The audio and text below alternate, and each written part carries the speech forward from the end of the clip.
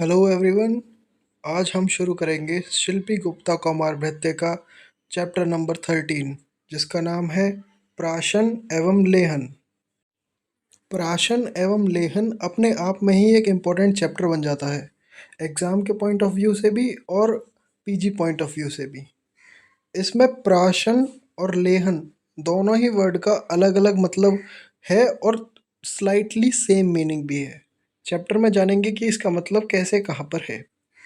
सबसे स्टार्टिंग में जो इन्होंने व्युत्पत्ति दे रखी है इसकी, जो कि लेह धातु और लिट प्रत्यय के बाद लगने के बाद बनी है, जिसका मतलब हो जाता है लेह स्वादे लेहन, जिसका अर्थ जिह्वा रस ग्रहणम, मतलब जो रस को ग्रहण कर रही हमारी जिह्वा है उसको हम लेहन कहते हैं। वेरी इजी है।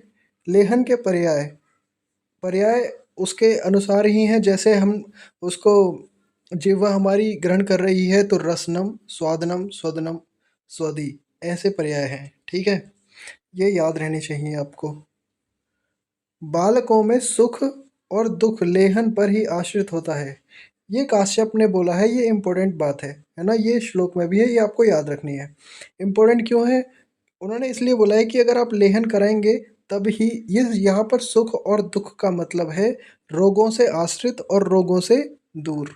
अगर वो रोगों से दूर है तो सुख में है, और रोग से आश्रित या रोगों से ग्रस्त है तो वह दुख में है। इसलिए यह सब लेहन पर आश्रित होता है, क्योंकि लेहन रोगों को नहीं होने में मदद करता है। ठीक है। अब यहाँ पर एक बात कही है कि नवजात शिशु परिचर्या के अंतर्गत शिशु को जन्म के उपरांत शीतल जल से आश्वासित कर मधु घृत में अनंत, मधु घृत और अनंत तीन चीज़ें हो गई यहाँ पर, चूर्ण मिलाकर अनामिका उंगली, मतलब जो एंड वाली लिटिल फिंगर है उससे लेहन कराने का निर्देश है। यहाँ पर ये निर्देश कर दिया है सुश्रुत संहिता के अकॉर्डिंग। सुश्रुत संहिता में सुश्रुत ने कहा है कि मधु घृत और अनंत को अनामिका उंगली से आप बच्चे को चटा दीजिए स्टार्टिंग में ही। ठीक है। अब हम यहाँ से देखेंगे कि लेहन के योग्य बालक कौन है, यानी कि किस किस को लेहन कराना चाहिए हमें और किसको नहीं कराना चाहिए, है ना। तो सबसे पहला हम पहले श्लोक में भी देखेंगे और इसको कंपैरेटिव देखेंगे। ठीक है। श्लोक में दे रखा है अक्षीरा, यानी कि जिन माताओं को क्षीर नहीं आता है। ठीक है। या ये शाम अल्प क्षीराम भवेत, या फिर कम क्षीर है। दुष्ट क्षीराम, कम है दूध, मतलब दुष्ट है। प्रसूता या धात्री, ये यहाँ पर इन्होंने रेफरेंस दिया है कि प्रसूता और धात्री के लिए। ठीक है। इसको मैं थोड़ा जूम कर लेता हूँ। दुष्प्रजाता भ्रश व्याधि पीड़िताश्च ये सुता, मतलब जो व्याधियों से पीड़ित हैं, या फिर जो दुष्प्रजाता का मतलब है कि संतान में उन्होंने व्याधियों को जन्म के साथ कर दिया है, दुष्प्रजाता ऐसे। नेक्स्ट वातिका, पैतिका, ये च येषु कफ वर्जिता, इन तीनों से ग्रस्त हैं तो भी। स्तन्येन ये न तृप्यति पीत्वा पीत्वा रुदंती च, पीते पीते रोने लग जाता है बच्चा तब। अनिद्रा, जब उसे निद्रा ना आए, निशि, इसी के लिए बोला है। ये च सूर्य च बाला महा अशन, मतलब बहुत ज़्यादा बच्चे को नींद आ रही है या फिर तभी। अल्पमूत्र पुरुषश्च, मतलब जब उसको मूत्र और पुरुष कम आ रहे हो। बाला दीप्त अग्नयश्च ये, या फिर उसकी अग्नि को दीप्त करना हो तब। निरआमयश्च तनवो मृदंगा ये च कर्षिता, यहाँ पर दो वर्ड हैं। जब आम निरआमयश्च तनवो, मतलब बिना बीमारी के वो पतला हो रहा है, या फिर मृदव अंग, मृदु अंग मृदु हो जाते हैं और जो अंग है वो कर्षित हो जाते हैं, मतलब बहुत हल्के हो जाते हैं तब। फिर नेक्स्ट टर्म में बोला है वर्च कर्म न कुर्वन्ति, मतलब कि जो उसका डिफिकेशन हो रहा है वो नहीं हो पा रहा है सही से। बाला ये चत्रिहात परम, उन बच्चों को देना चाहिए। एवं विद्या अक्षिशूना लेद कश्यप। ठीक है। एक बार इसको हिंदी में देख लेते हैं जल्दी से। फर्स्ट है माता में स्तन्य का अभाव, यही अभाव अल्पक्षीरा अक्षीरा वाला। प्रसूता धात्री गंभीर व्याधि से आक्रांत, वात पित्त कफदोष से रहित हो, है ना। और ये सब इम्पोर्टेंट थे। मलमूत्र की अल्पता वाला इम्पोर्टेंट है। रोग के अभाव में भी तनु, मतलब रोग उसमें कुछ नहीं है, तनु है, कृश है, मृदु अंग वाला है। लास्ट वाला पॉइंट ने हाईलाइट कर रखा है वो। ठीक है। अब लेहन के अयोग्य कौन है? ये तो लोग हो गए लेहन के योग्य। ठीक है, अब जो लेहन के अयोग्य हैं हम उन्हें देख लेते हैं एक बार। मंद अग्नि वाले। मंद अग्नि वाले क्यों? क्योंकि अगर हम उन्हें देंगे लेहन के लिए कुछ भी तो वो पचा ही नहीं पाएंगे सही से। ठीक है ना। निद्रालु, ये दोनों एक ही बात होती है। जो ज़्यादा नींद में होते हैं उनकी अग्नि मंद रहती है। मलमूत्र प्रवृत्ति बहुलता, बहुत ज़्यादा मलमूत्र की प्रवृत्ति चल रही है तो उसको आप ठीक करेंगे पहले, उसके बाद उसको लेहन के योग्य करेंगे।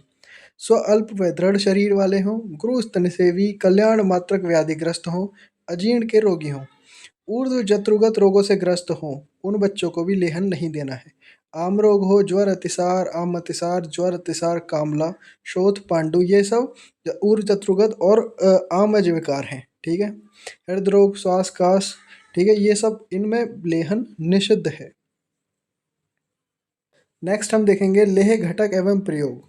ठीक है। यहाँ पर इन्होंने दे रखा है क्षीरप, क्षीर अन्नाद और अन्नाद के लिए कौन कौन सी चीज़ें आप प्रयोग में कर सकते हैं, किन लेह घटकों का यूज़ कर सकते हैं।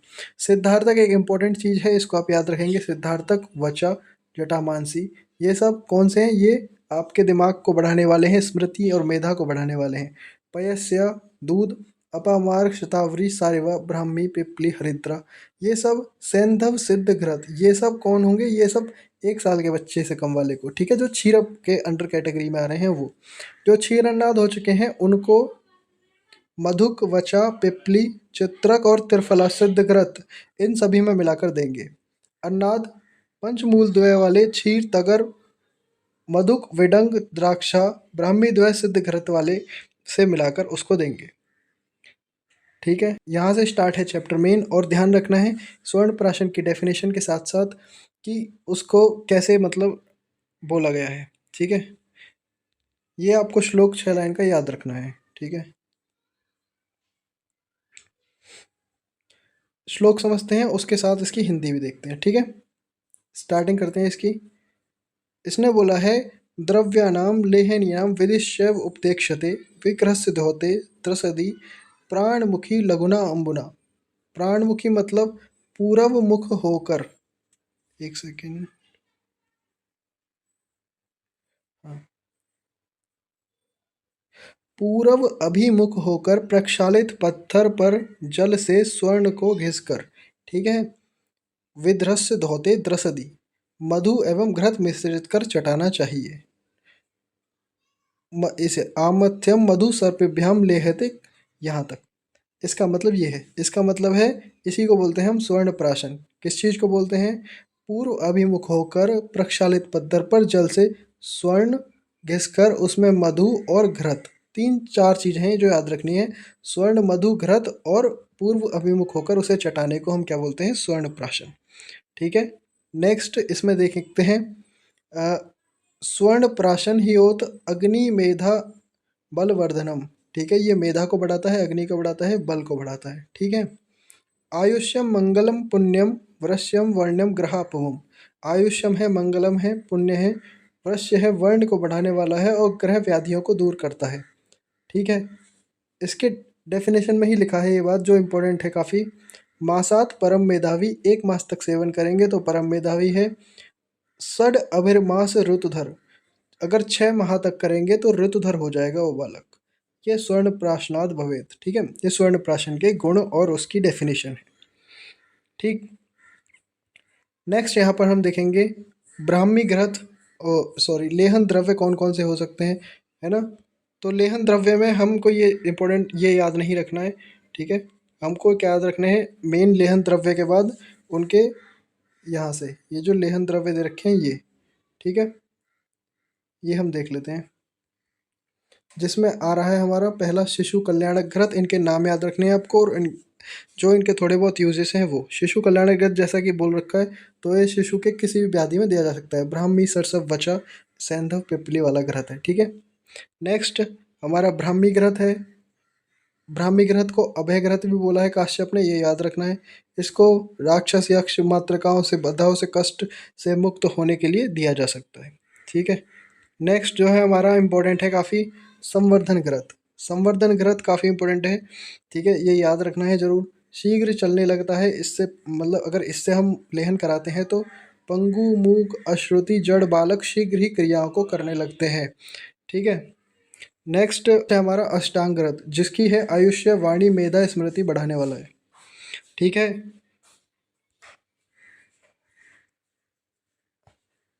उसके बाद नेक्स्ट है हमारा सारस्वत ग्रंथ, जो मेधा स्मृति और अग्नि को बढ़ाता है। लास्ट में हमारा एक छोटा सा रेफरेंस दे रखा है वच आदि चूर्ण का, जिसमें बोला है कि वाणी निर्मल हो जाती है, ठीक है, ये भी याद रखना है। 4-5 रेफरेंसेस हैं, ये सब याद रखना है, यही चैप्टर एंड होता है। Okay, thank you.